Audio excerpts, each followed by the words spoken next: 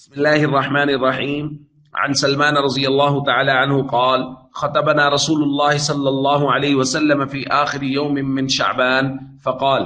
يا أيها الناس قد أظلكم شهر عظيم مبارك، وقال: هو شهر المواساة.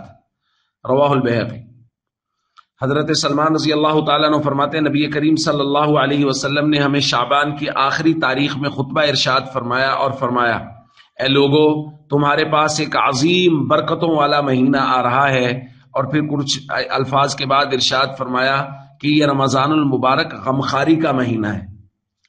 دوستو، آپ رمضان المبارک کی اہمیت دیکھیے کہ حضور رمضان شروع ہونے سے پہلے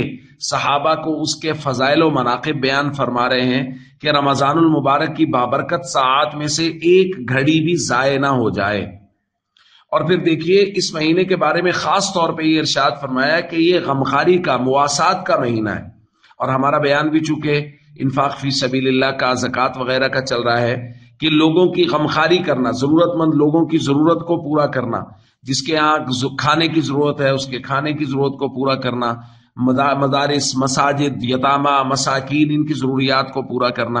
اور بس اوقات ایسا ہوتا ہے کوئی انسان خود خرچ نہیں کر سکتا تو اس کے لیے یہ ہے کہ وہ کسی خرچ کرنے والے کو ترغیب دے دے، اس کو کہہ دے، بتا دے فلاں جگہ مدرسہ میں کام ہو رہا ہے، مسجد میں کام ہو رہا ہے، کسی یتیم مسکین کا حق ہے کہ اس کو آپ کچھ نہ کچھ پہنچا دیں، تو ترغیب دینے سے بھی پورا پورا ثواب ملے گا۔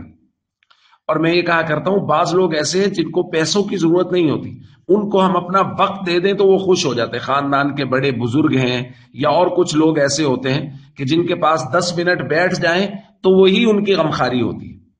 تو اس لیے ہم سب کو چاہیے رمضان المبارک کی بھرپور تیاری کریں، ابھی سے اپنے معمولات کو درست کریں، اپنی ایک ترتیب بنا لیں کہ کس وقت میں ذکر کرنا ہے، تلاوت کرنی ہے، اضافی عبادات کا معمول بنائیں، فرائض سے ہٹ کے کچھ عبادات، تاکہ یہ رمضان المبارک کی بابرکت ساعات وہ بہت زیادہ قیمتی بن جائے۔